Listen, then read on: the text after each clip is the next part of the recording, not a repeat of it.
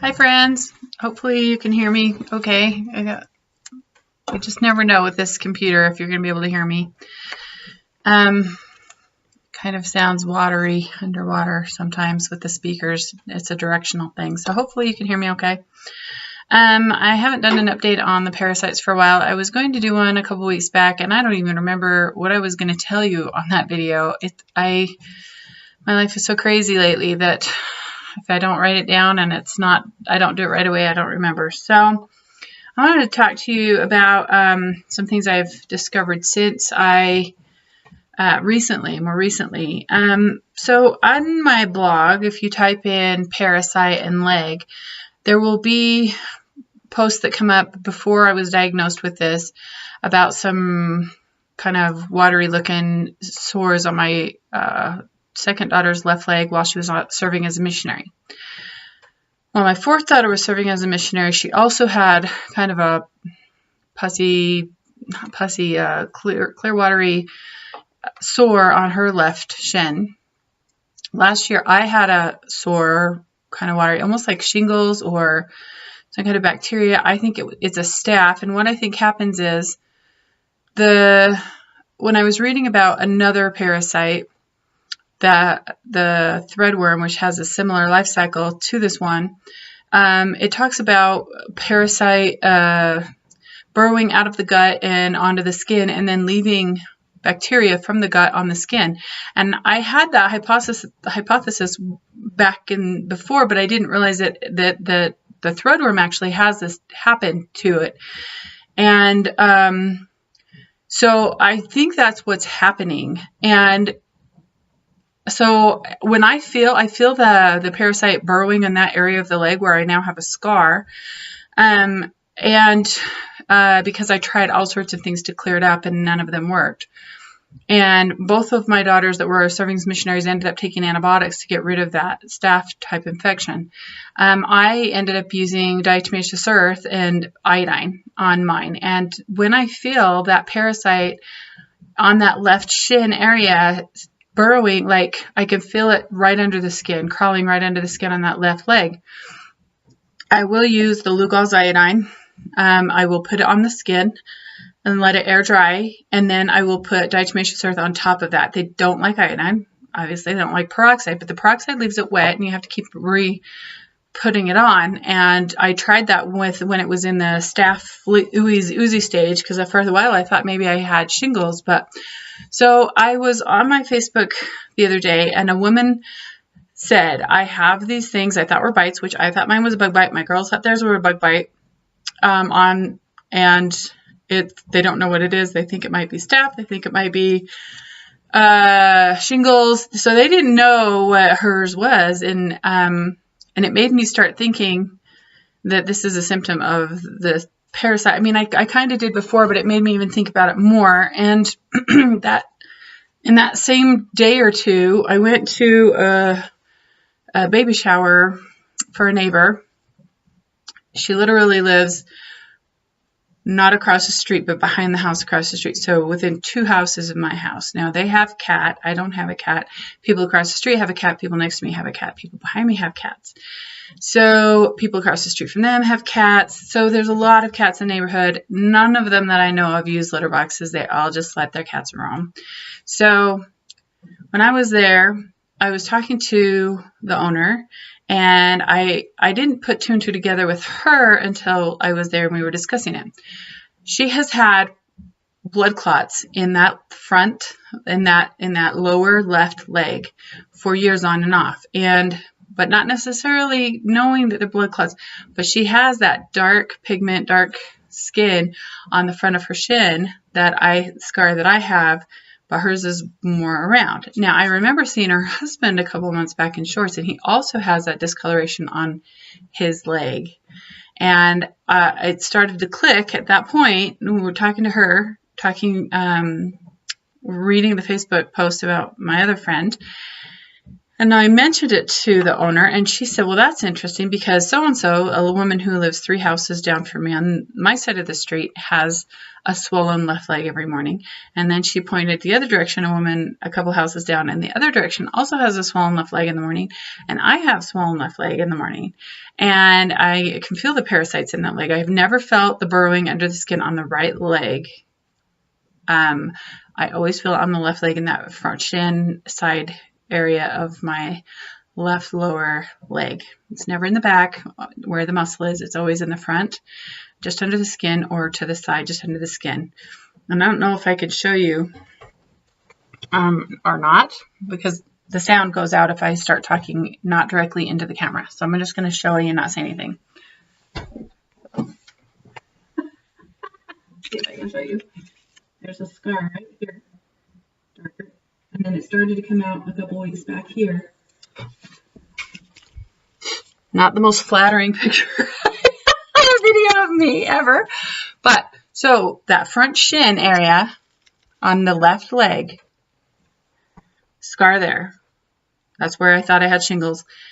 Cleaned it up with the iodine and diatomaceous earth. Next time I felt it starting to come on, I could just feel a little burrowing under the skin.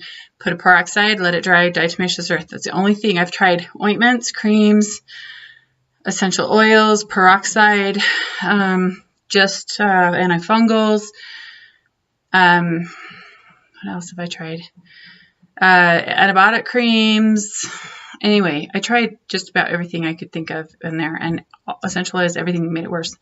So I think it is a staph infection. I do think it's from the burrowing parasites coming out of the gut and then burrowing out of the skin to lay their eggs. So I thought that was interesting. So then I went on vacation with my daughters, and one of my daughters has a rash on that exact spot on her leg, and it has spread, and she had gone to the doctor and he gave her some cream. And then I have another daughter. Hold on one second.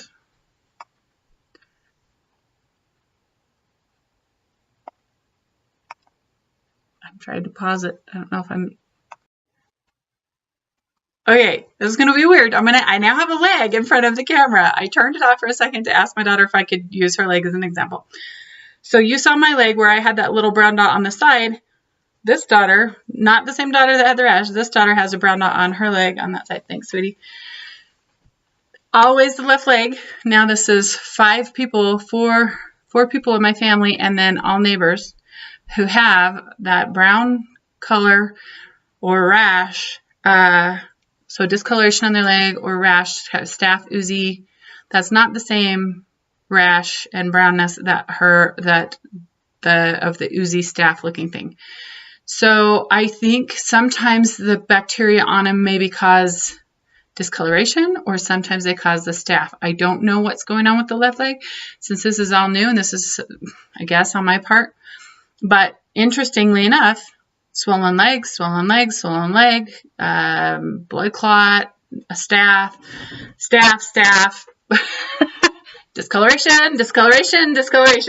So something is going on, obviously, in the neighborhood, but 2 of these have been in my daughter's overseas, but it's in the exact same spot, the left shin front calf area, none in the back, just in the front and the side, and I feel burrowing there all the time, like probably once a week I feel burrowing down there. And as soon as I feel burrowing down there, I go ahead and I put some iodine on the area and some diatomaceous earth on the area, because I don't want it to come out and I don't want to get any more staph. Oozy infections are really hard to clean up once I get them. So by putting that on there, I keep it from coming out, but I can feel them burrowing. They are burrowing in the area. So that was something I wanted to update and share with you that I discovered. So it's not just me and my family that's having that left leg, because I talked about that in some of the other videos. It's not just us. There are other neighbors that are having that left leg weird, whatever, plus friends that don't even live near me, but have lived in the same state, having bites on their leg, oozy, shingle, painful. It's painful. That's the thing, is it's painful. When I had that oozing stuff come out, it was super painful. So just keeping it dry was the best thing and made it less painful. So that's why I thought I had shingles. I told my kids, I think I have shingles the other couple months back when I had it oozing on my leg. So you can check out my blog, thesecretisgratitude.com, and type in leg and sore, leg sores or leg sore, and up will come those pictures of my daughters on their mission. And I don't think I took any of myself. It just depends on what's going on in my world and how crazy it is and how much energy I have and what's going on or in my extended life. So anyway, I wanted to share that connection so they can hopefully research it someday, because nobody's listening right now that I know of. Okay, then I wanted to update you on, so I went out of town for 10 days. I traveled through Washington, D.C. and New York for 10 days with my daughters, a couple of them, and I wanted to share what I do when I travel. Because of the swelling leg, I get very nervous, so I don't need any gluten at all, and I don't know if this would help other people who have this problem, but I'm going to just talk about it. Maybe I should do a different video on that one. I don't know, adding it all together. Anyway, swelling when traveling. If I drink bottled water, like if I just drank this right now, I would immediately swell up. I cannot absorb bottled water, mineral water, or any kind of water that has been filtered. And my body just doesn't assimilate it. It can't pull it into the cells, so it just gets into my system, and I swell up. My hands immediately swell up. My feet swell up. So when we were traveling, no matter if I was at a restaurant or drinking bottled water or whatever, I add mineral water to I add minerals, liquid minerals. So this is a bottle I have just sitting on my counter. I have a squeeze bottle that I keep in my purse at all times. Sorry, I just got sticky minerals on my finger. So I keep them all the time in my purse, because you never know when you're going to drink a bottle of water or you're going to need to drink water. And most water fountains that have filtration systems, like at the Smithsonian, they had a water scare while we were in Washington, D.C., where they said you needed to bottle your water. Well, millions of people at the Smithsonian are not going to bottle water, so they have to have a filtration system in order for people to be able to have drunk the water. But when you get a filtration system, you don't absorb the water, a lot of people. So what I do is I always take liquid minerals. Now, you can buy liquid minerals at a health food store. There's several different brands. There's some fulvic acid ones, or some fulvic ones from Arizona area. I purchased mine from a company called Marine Minerals. I think they get them from this Great Salt Lake. They collect minerals something. But before I started doing that, my fingernails had super, super ridgy lines on them. And you might be able to see some on there right now, because sometimes I forget to take the minerals in the water, and I'll just drink a bunch of water, and then I'll start to swell up, and I'm like, oh, darn, I forgot, So, but I had ridges this way, and I had ridges this way. And as soon as I started adding these minerals, I've been adding them for 6 years or so. As soon as I started adding those, and also my fingernails would split, like I could peel them. So once I started adding these minerals, all that stopped. And I also had a lot of cracks in the corner of my fingernails. Once I started adding the minerals, that stopped as well. But I think because these minerals are from maybe the Great Salt Lake area, I think they're still missing the iodine and zinc and copper that I've talked about in my other videos, that I think that's the reason that this parasite does so well in the desert soil. And also the suicide beltway. There's no zinc, iodine, copper, and whatever in that soil. So I think that's why there's those problems there, is that the parasite can't be killed off because there's none of that in the soil. And I talk about that in a lot of my other videos. So how I saw that. So I have the liquid minerals. I put them in bottled water. I put it in all the water that I drink, anytime I drink water. And I actually add it to my Coke. If I'm drinking Coke, I'll just put a little bit of the minerals in the Coke so that I'm getting the minerals in my system so that it can pull the water out that has swollen, that I've drunk and forgot minerals in or whatever. So I always tend to have a little bit of swelling when I'm traveling. Also, you're always drinking filtered water on airplanes, or the filtration systems in the airports. You take your empty water bottle and you fill it up. Those are also on a filter, and so there is no minerals in them. So I know a lot of people swell up when they travel. And when we went to Peru on a service mission, I had a friend that she actually swelled up so bad she was going to come home. And I started giving her the minerals, and then she was fine. She stayed for the rest of the trip. But you can also purchase liquid minerals from other companies individually. So what I've been adding to my water now is, so this is Dr. Oz, Water Oz, Dr. Oz. Oh my gosh, sorry. That was funny. Water Oz. And then there's several other companies that I buy from, and they're in more of a blue bottle. This one's clear. The other ones are blue. With the minerals, I don't know that it matters. I know with certain things it matters what color the bottle is, but I don't know with minerals if it matters. So anyway, I've been adding a drop or two of each of these minerals. So like there's platinum, copper, gold, zinc, molybdenum, magnesium, selenium, chromium, all of those ems. So, but it's super expensive to buy them all individually. So my suggestion is, if you are thinking that you need minerals, get a good source of all the minerals in one. See, mine doesn't have all of them in it because of where it's purchased from. And I have purchased from that company in Arizona that does the fulvic ash or whatever it is that they collect, and I didn't notice a huge difference either way than what I was taking. So maybe they're all a little deficient in certain areas depending on where the mineral content is coming from. So anyway, there's that. Also on my trip, so I didn't swell up on my trip, and we walked, like, some days it was over 20,000 steps. So we walked everywhere that we could. And I was really worried about swelling up, and I did super well. I didn't swell up to the very end. And that was because I ate something that I can't remember what it was now, but oh no, I know what it was. We were sitting a lot. We sat on a bus from New York to DC to New York, and then we sat in Broadway Place. And so sitting all that time, I pulled a little bit and I swelled a little bit at the end, but it was pretty good. I made it almost 2 weeks without massive health problems, so it was good. But I was very careful. I did take the iodine with me. I did pack some NaC. Now, in one of my videos, I called it N-acetyl. I don't remember what I called it, but it's N-acetylcysteine, and I didn't call it that in the other video. So I just wanted to double check and tell you it's N-acetylcysteine.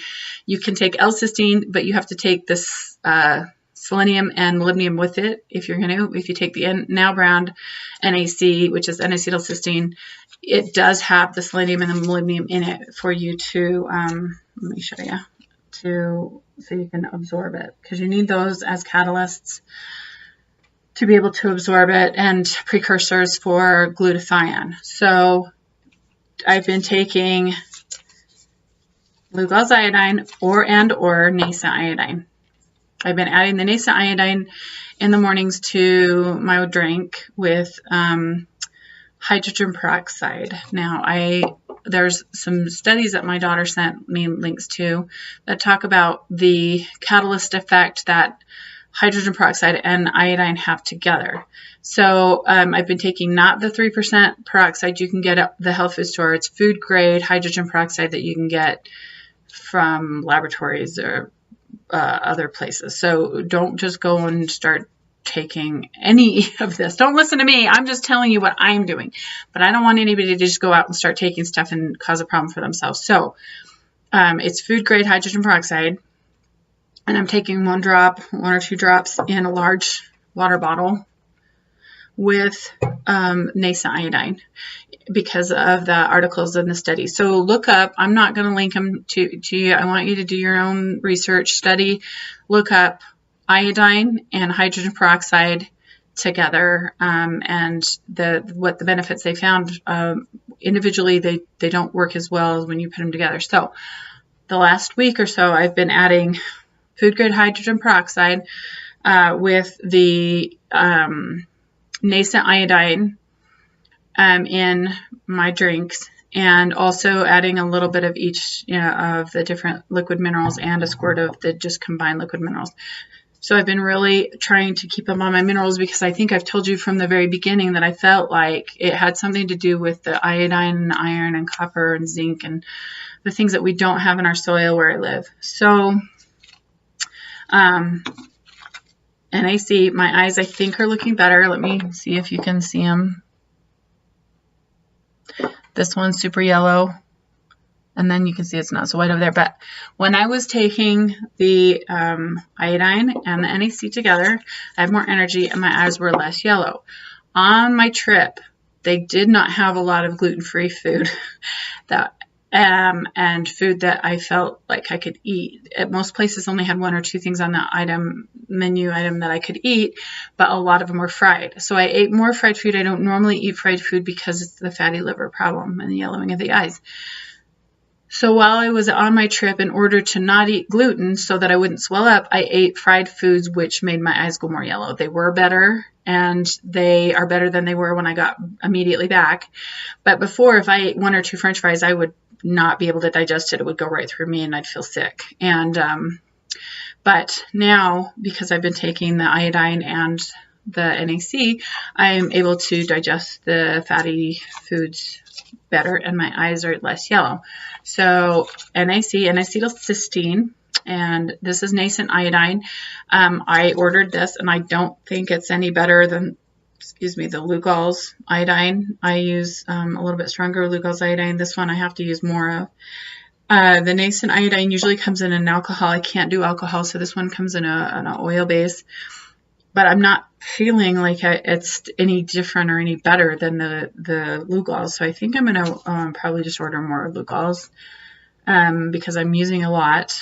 But I have to say, I'm feeling better.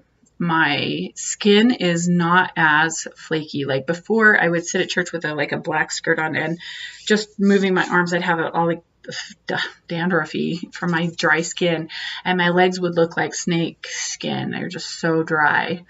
And I showed you my leg a little bit earlier. It's still dry, but it's not like it used to be. And the cracks in my heels are getting better. I haven't had cracks in my fingers for a long time. My dry skin is better. In general, the iodine is helping. I can tell that it's helping me feel like not so dry. Still having problems with thyroid regulating heat and temperature. I really get hot and then I can't get cool. I also get cold and then I can't get warm at night. So still dealing with that, but I do think the iodine is helping me feel better. I am also still taking every couple of days a little bit of blackstrap molasses for the iron in it. And I also am taking high doses of vitamin C. I've been taking high doses of vitamin C for a lot of years on and off. But let me just tell you, when you're taking the Lugol's, it is an antioxidant. I mean, it's an oxidant. Vitamin C is an antioxidant, so you don't want to take them at the same time. You want to take this, and then after 3 hours, take your antioxidant. So if you're going to do pomegranate juice, if you're going to do vitamin C, if you're going to do any kind of berries, anything that is supposed to be an antioxidant, take the oxidation out of your system. Don't do it when you're doing the iodine. So I do the iodine in the morning and at night. If you don't sleep well, don't do it at night.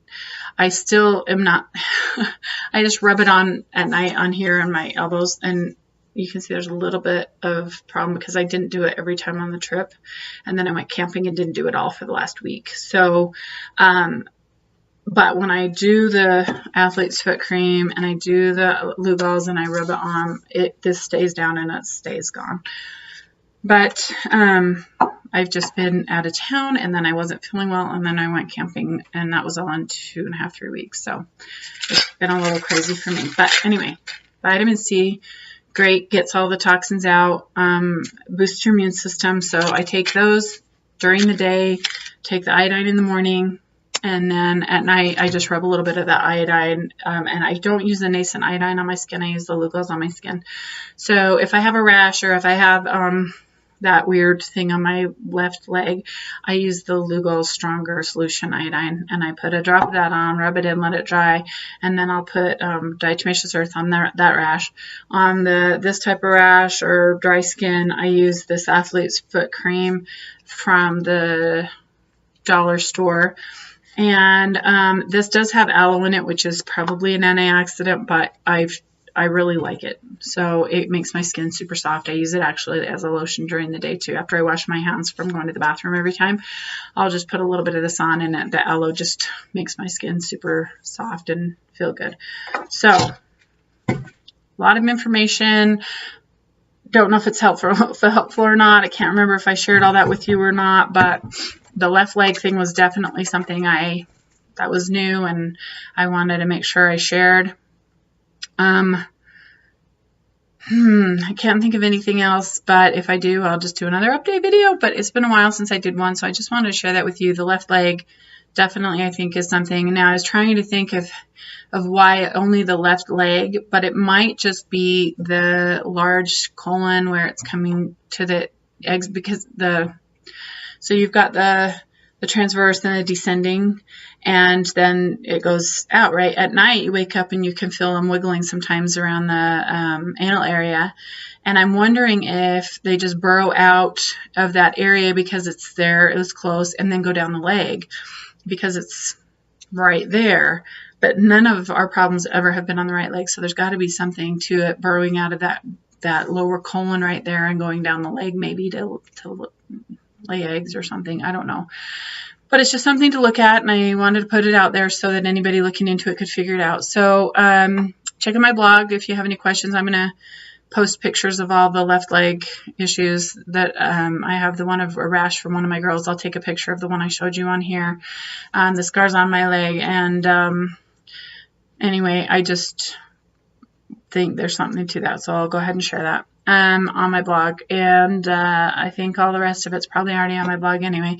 I also still am taking a couple of the iron pills from this company, and they still think they help, and I got to call him and talk to him. I keep thinking I'm going to call him, and it's been so busy.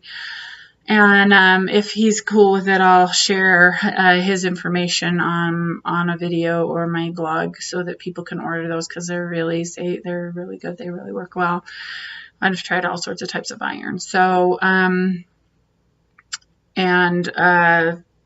the Now brand has been really good for the NAC. So anyway, thanks for watching. Check out the hydrogen peroxide iodine combo. Go look for that and research that. And I'll talk to you later. Thanks for watching. Have a blessed day.